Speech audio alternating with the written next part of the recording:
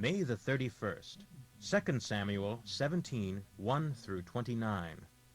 Ahithophel said, Now, give me 12,000 men to start out after David tonight. I will come upon him while he is weary and discouraged, and he and his troops will be thrown into a panic, and everyone will run away.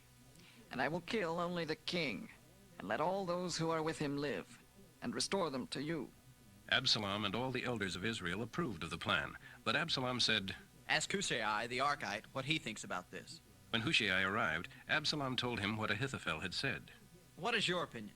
Should we follow Ahithophel's advice? If not, speak up. Well, this time I think Ahithophel has made a mistake. You know your father and his men. They are mighty warriors and are probably as upset as a mother bear who has been robbed of her cubs. And your father is an old soldier and isn't going to be spending the night among the troops.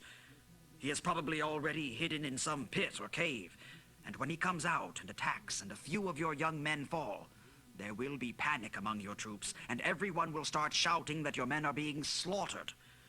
Then even the bravest of them, though they have hearts of lions, will be paralyzed with fear. For all Israel knows what a mighty man your father is and how courageous his soldiers are. What I suggest is that you mobilize the entire army of Israel.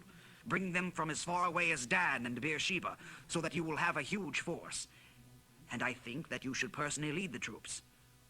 Then, when we find him, we can destroy his entire army, so that not one of them is left alive. And if David has escaped into some city, you will have the entire army of Israel there at your command. And we can take ropes and drag the walls of the city into the nearest valley, until every stone is torn down. Then Absalom and all the men of Israel said, Hushai's advice is better than Ahithophel's. For the Lord had arranged to defeat the counsel of Ahithophel, which was really the better plan, so that he could bring disaster upon Absalom. Then Hushai reported to Zadok and Abiathar, the priests, what Ahithophel had said and what he himself had suggested instead. Quick! Find David and urge him not to stay at the ford of the Jordan River tonight. He must go across at once into the wilderness beyond. Otherwise he will die, and his entire army with him. Jonathan and Ahimaaz had been staying at Enrogel, so as not to be seen entering and leaving the city. Arrangements had been made for a servant girl to carry to them the messages they were to take to King David. But a boy saw them leaving Enrogel to go to David, and he told Absalom about it.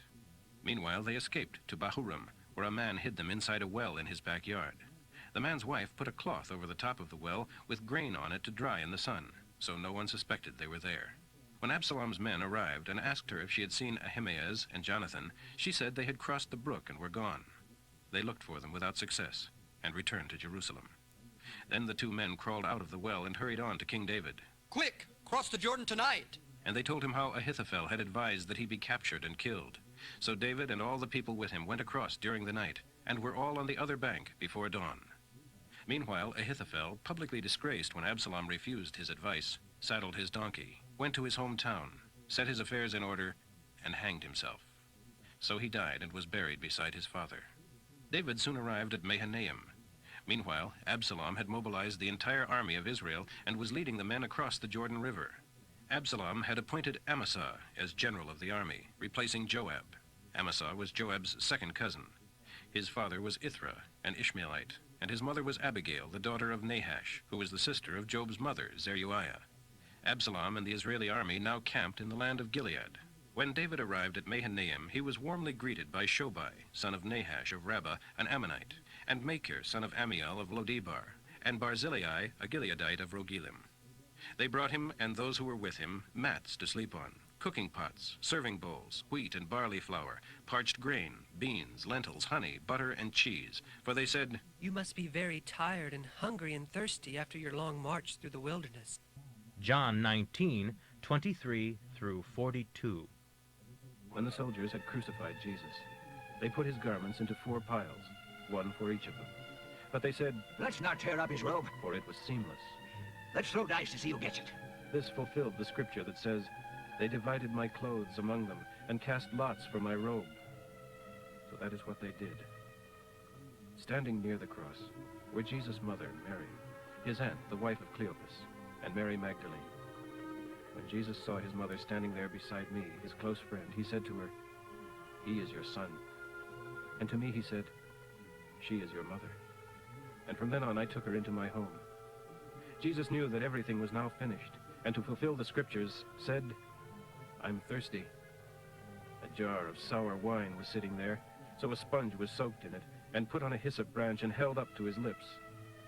When Jesus had tasted it, he said, "It is finished," and bowed his head and dismissed his spirit. The Jewish leaders didn't want the victims hanging there the next day, which was the Sabbath, and a very special Sabbath at that, for it was the Passover. So they asked Pilate to order the legs of the men broken to hasten death. Then their bodies could be taken down. So the soldiers came and broke the legs of the two men crucified with Jesus. But when they came to him, they saw that he was dead already, so they didn't break his. However, one of the soldiers pierced his side with a spear, and blood and water flowed out.